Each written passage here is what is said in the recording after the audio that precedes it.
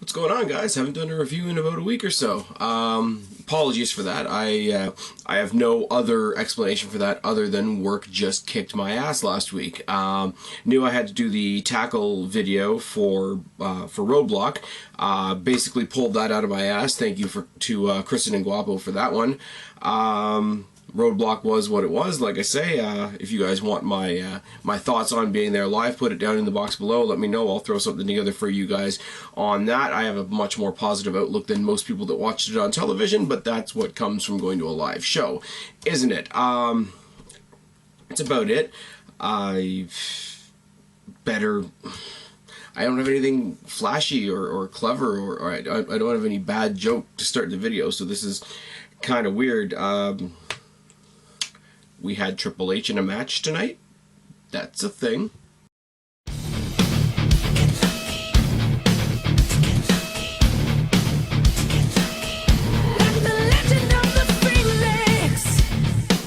What's going on, everybody? It's your buddy, it's your pal Spaz, Phoenix the YWC Reality Check, and here is your Raw review for March 14th, 2016, and for all my guy friends out there that know what March 14th is, happy March 14th to all of you guys. I hope it brings everything that this day promises, shall we say.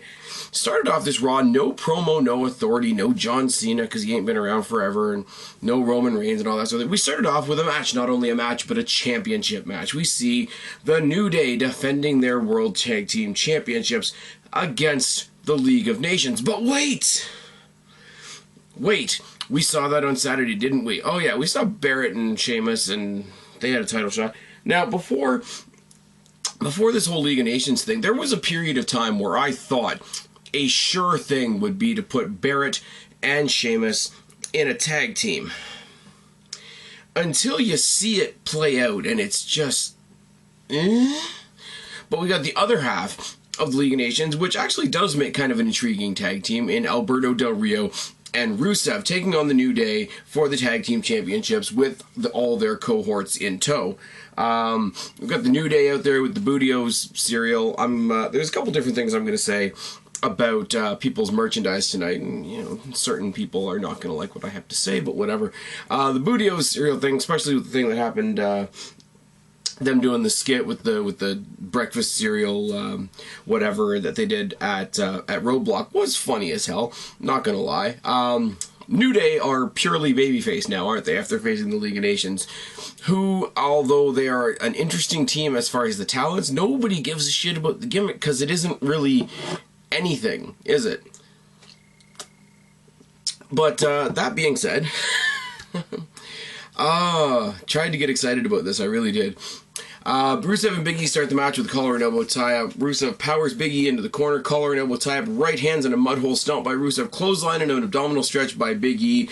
Big E is a big little guy, or a little big guy, however you want to say it. So he's a big guy, he does big power moves, but he's not big. So him putting the abdominal stretch on Rusev, even though he's a power guy, is still pretty damn impressive. Snap vertical suplex by Alberto Del Rio on Big E is impressive. Rides a headlock for a while. Backstabber by Alberto Del Rio. Running elbows by Woods. Woods is in the match tonight instead of Kofi Kingston. So it is the League of Nations versus the New Day, but they're two completely different teams than what competed on Roadblock. You got Big E and Xavier Woods versus Alberto Del Rio and Rusev, instead of Big E and Kofi Kingston taking on Sheamus and Wade Barrett. The only one that was in both matches was Big E, so he gets points somewhere in this, doesn't he?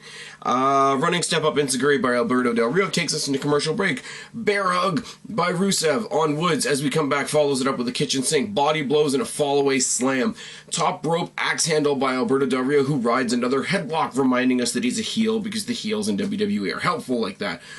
Super kick to the knee and a running knee lift by Xavier Woods. Super kick to the knee looks painful, doesn't it? I've hurt my knee in the past. Those of you that know me know that I jammed my knee several years ago. It's not a fun thing to do at all. I mean, it wasn't in a fight, obviously. You know, lover, not a fighter, and all those other cliches. Drunk at a rock club. Just putting that one out there.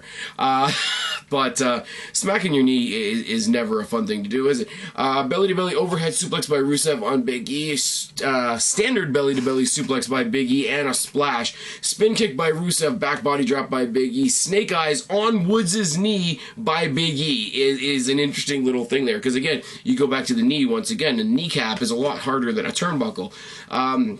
Slingshot Tornado DDT by Xavier Woods was fucking pretty. Big E tries a spear and it's blocked by Alberto Del Rio's knee. This is the match of knees. This is what's going on here. Stomp in the ropes by Alberto Del Rio on Big E.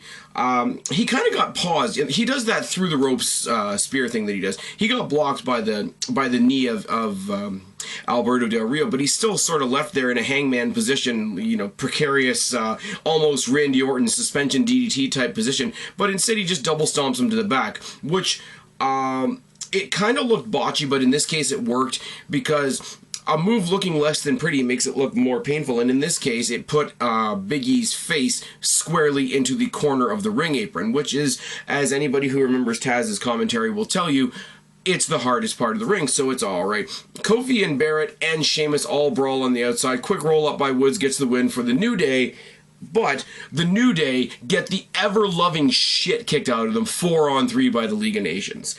And it's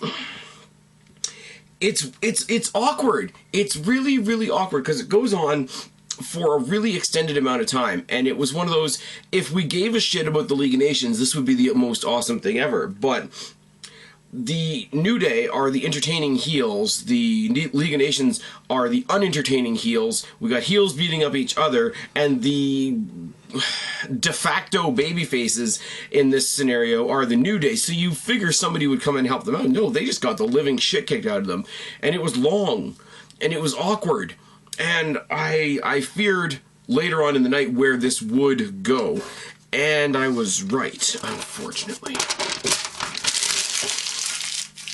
We have Ambrose come out next. Talk about the near fall on Saturday night. And here's one thing I will say about Roadblock, guys. Say what you will about the network special. Say what you will about house shows. Say what you will about just, you know, depressed, you know, don't give a shit wrestling fans are like, well, why do we care about this match? Ambrose isn't going to win. I tell you this from somebody that sat in Rico Coliseum on Saturday when that near fall went down for Ambrose after he hit the dirty deeds on Triple H. The entire stadium, myself included, were standing up. So if you want to say that nobody gave a shit about that match, you're full of crap. Ambrose comes out, talks about falling short on Saturday. We could be celebrating tonight, but we're not. Ask Triple H how he feels today. You know, he didn't walk out unscathed either. Lesnar and Heyman come out. Heyman sort of gets all condescending, says, I'm the only thing keeping you from a beating from my beast Brock Lesnar. I am your restraining order or order of protection or whatever the terminology that he was.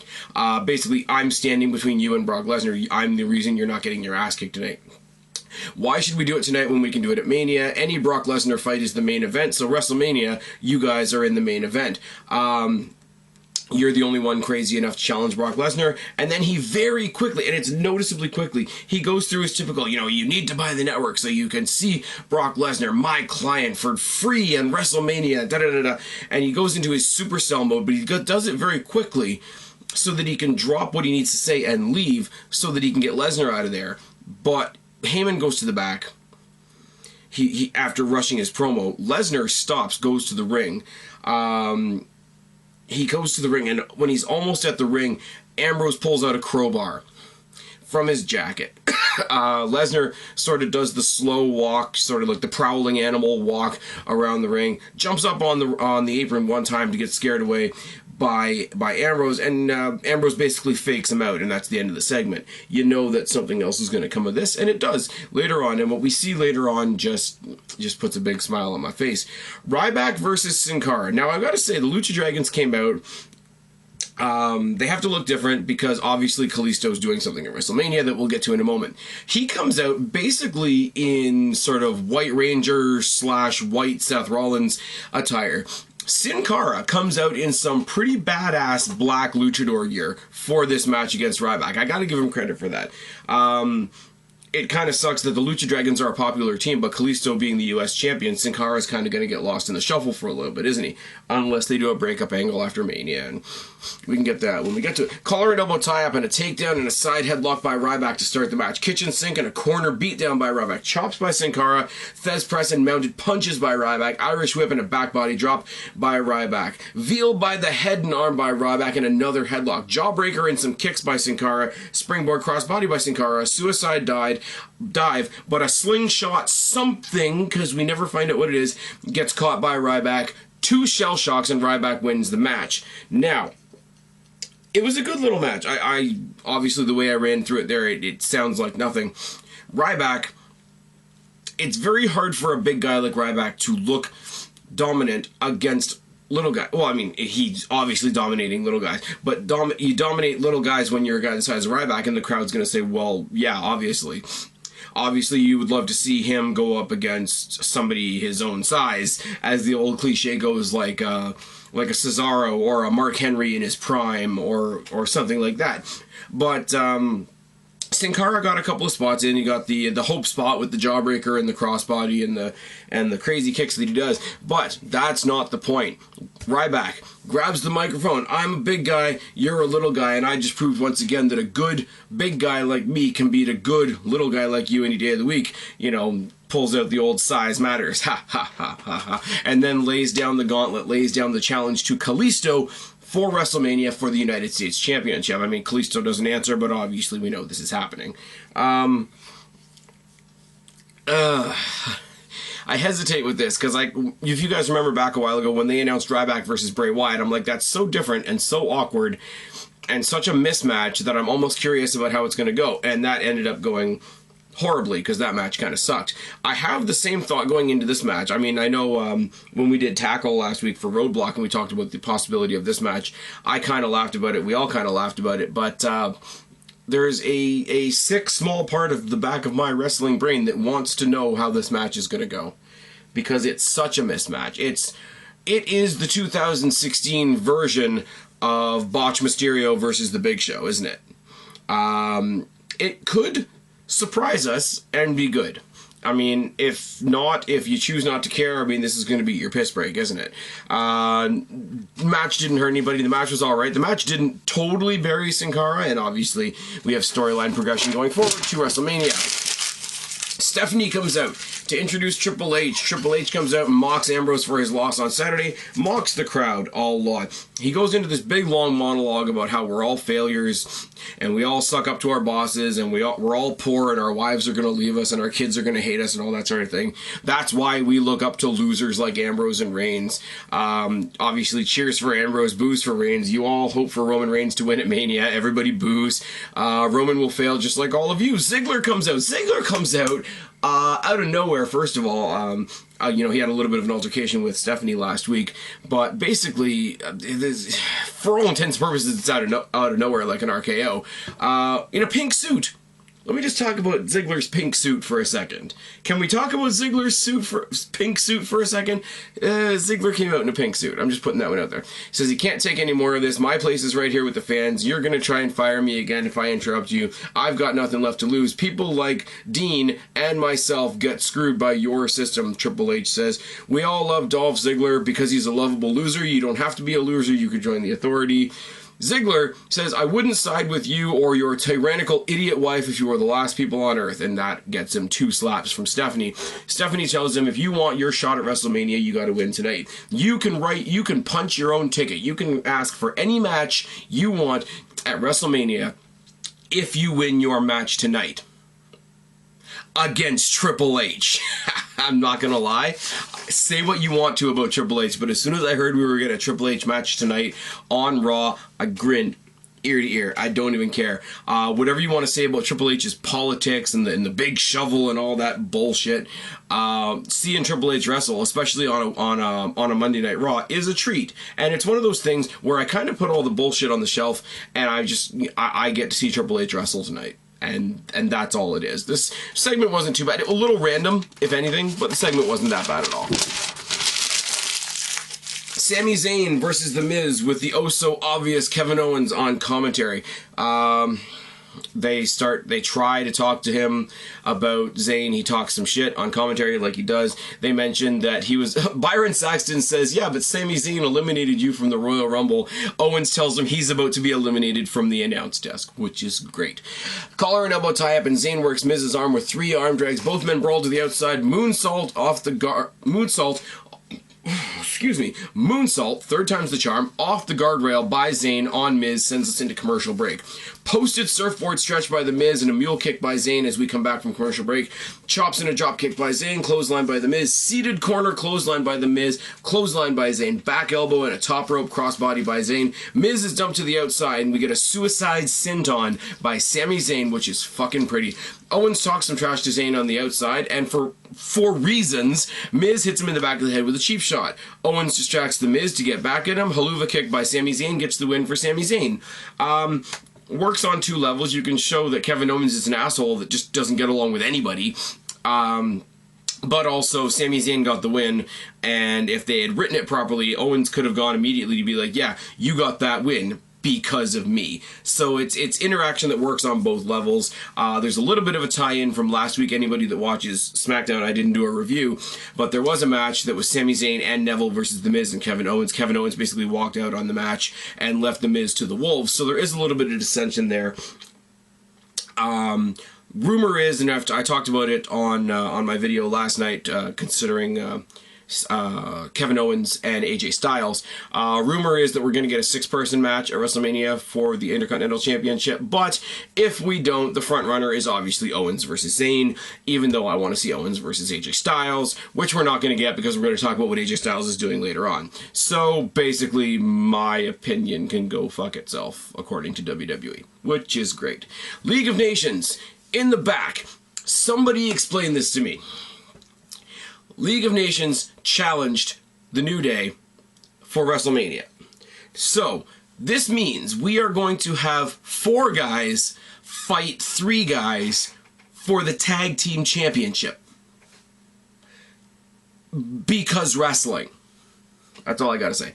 Brie Bella and Alicia Fox versus Naomi and Tamina, which means we get to play our favorite game, Let's Give Naomi Another Chance. First of all, before I get to this, I said I was going to talk about merch. Let's talk about merch. Merch is one of those interesting things that makes me smile. There's Y2AJ shirts, and that team lasted 2 weeks.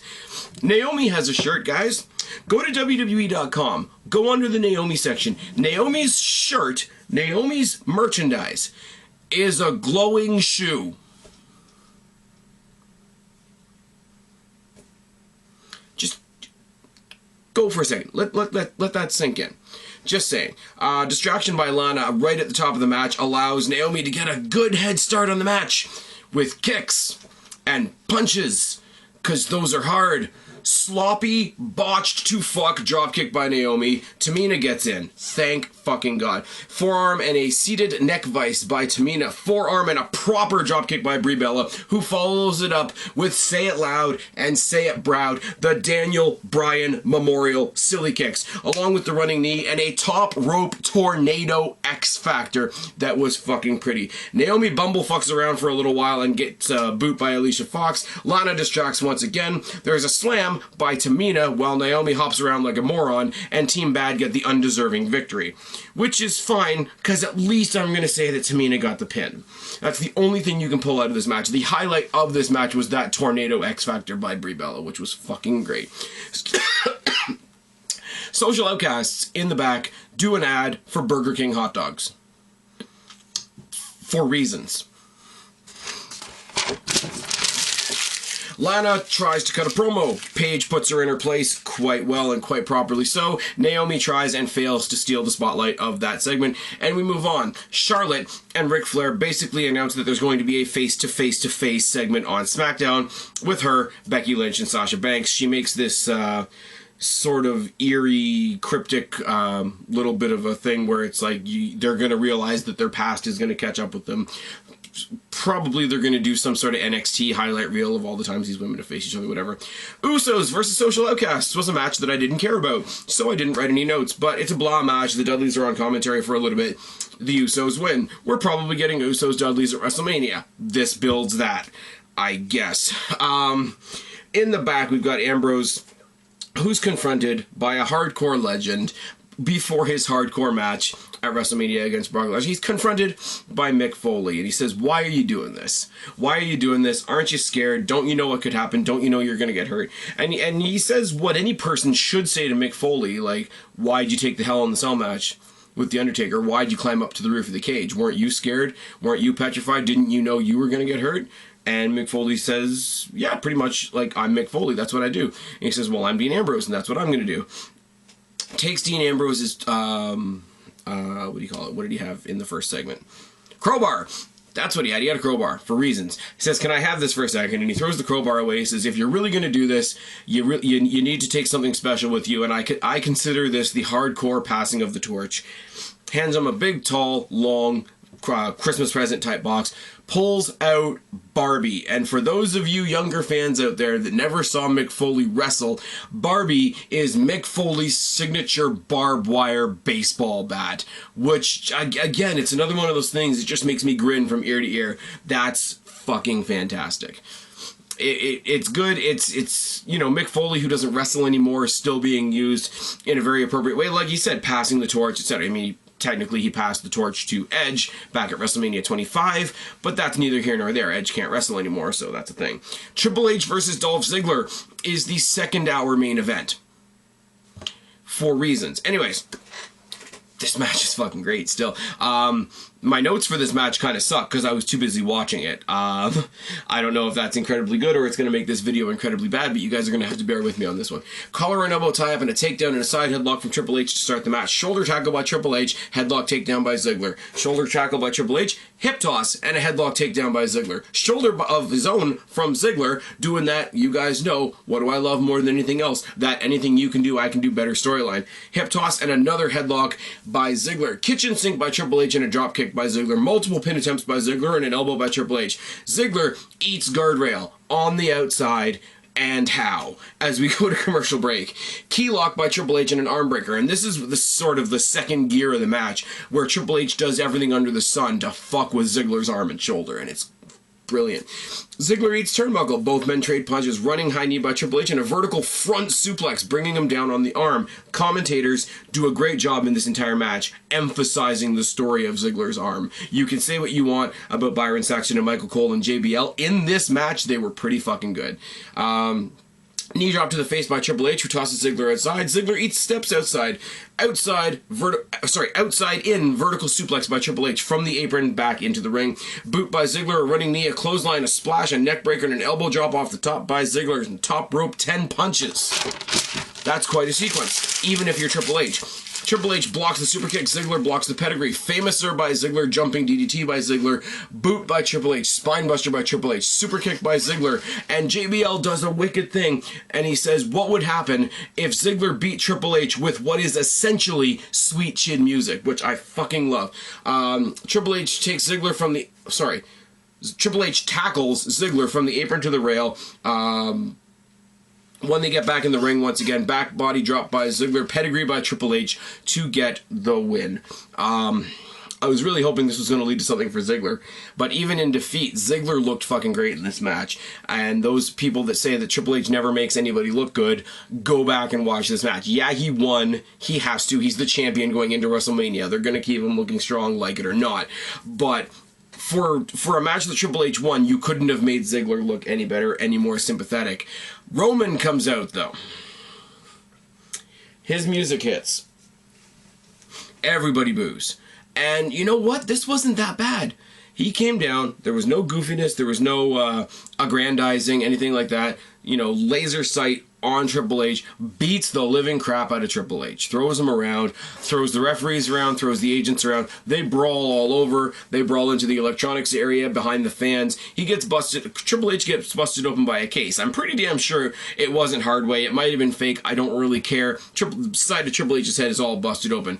Friggin' Roman Reigns in the back in another electrical area takes a flat screen TV, beats the fuck out of Triple H with the flat screen TV until he's finally stopped. He's not stopped by the agents because the agents get flung around. The agents you see running around in the back are Joey Mercury, Jamie Noble, and the Road Dogg. They get out of Dodge. The ones that it takes Mark Henry, Jack Swagger, and the Usos to stop Roman Reigns, which is cool. It's one of those things where, you know, typically when they break up a brawl, you know, they bring in referees first, and then they bring in security, and then they bring in police, and that's how it escalates as to, oh my god, look how much it took to break these guys up. When you have to have it where the other wrestlers have to pull these people apart because they're brawling so much, it adds something. It adds something that, yeah, the Usos there because the only ones that could stop him were his family. That's a good story to tell. If it wasn't for the fact that you're not allowed to like Roman Reigns, this match, or this segment, this post-match segment, I should say, first day with my new tongue, would have gone over great, but we're not allowed to like Roman Reigns, so fuck it, right? I thought this was great. I really did. Triple H played the ragdoll for Roman Reigns quite well. Roman Reigns used that ragdoll and carried it all around the whole damn arena. It was a great beatdown segment. Jacqueline's going in the Hall of Fame, and Truth and Goldust are still very, very strange, talking about penguins that mate for life and all that sort of thing. Jericho versus Neville was a thing that happened. Nice, neat little touch there on commentary. They mentioned back at Beast in the East when these guys fought for pretty much no reason. But the match starts with crazy kicks by Neville and a takedown by Jericho. Neville drop kicks Ziggler out of the ring, and we go to commercial break. We come back. Kitchen sink from Ziggler, a jawbreaker or a jawjacker by Neville. Kicks in a standing Hurricane Rana by Neville. Neville hurts his leg somehow in this exchange. Now, whether that's real or kayfabe, I don't know. I'm not going to speculate. Neville hurts his leg. The referee tries to pull Jericho off him. Jericho shoves the ref. Neville wins by disqualification. Jericho cuts this sort of bitchy, sort of temper tantrum-y promo, yells at the ref, taunts the crowd, you know, I'm tired of this crap, I'm tired of the disrespect from you, even the referees are screwing me over, you guys are still going to stand there and chant AJ Styles. Eventually AJ Styles comes down to the ring, off the apron, with that flying forearm that he does, that apparently WWE is calling the phenomenal forearm, which is cheesy as hell, let's be real. But it's good. Obviously, we're getting Styles Jericho 4 at WrestleMania, which, you know, if I can't get the match I want, that's a suitable substitute. I want Owens versus AJ. I said that in a video last night. If I can't get that Owens versus Zayn and Jericho versus Styles are some pretty good consolation prizes, and I really can't complain that much. The main event segment is Vince, Undertaker, and Shane face-to-face. Vince comes out and mocks, again, like he did 2 weeks ago, what might happen if Shane wins, and, you know, it's only going to happen if hell freezes over and all that sort of thing. What will be happening is I'll be celebrating Shane's crushed dreams, and it'll come at the hands of my greatest creation, The Undertaker. Undertaker comes out, takes the hat off, takes the jacket off, tries to get all intimidating and shit. Vince goes on to say that it was a mistake for him to put hands on him last week.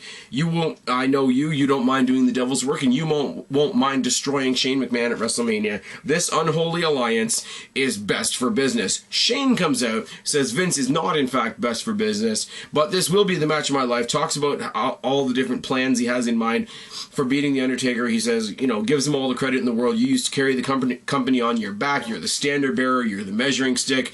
It's just too bad you're Vince's bitch. Undertaker tries to grab him. Shane actually gets the upper hand with some of his weird Shane McMahon punches until Vince throws Shane into a chokeslam, and then Vince bails because he gets Shane chokeslammed, which is the goal, but then Undertaker turns to Vince. Vince bails. Taker obviously poses at the end of the thing to end the show. Don't know how I feel about Shane McMahon getting shots in on The Undertaker, because that's kind of weird. Main event segment did the job, didn't really add anything to anything, but great Raw overall, I will say. Like I say, very systematic, very functional Raw, which is what I've been saying the past couple of weeks. These Raws are not individual great events. I will give you guys that. We did get to see Triple H in a match tonight with Ziggler, which is good. As much as people like to shit on the part-timers in WWE, Jericho and Triple H were in matches tonight, which is a thing that we can't say very often. As I say, the Raws are all building blocks. The Raws are not individual great, fantastic events on their own. They are all building blocks towards WrestleMania, which is what they're supposed to be. And I said a couple of weeks ago, I was going to do the, what is WrestleMania so far?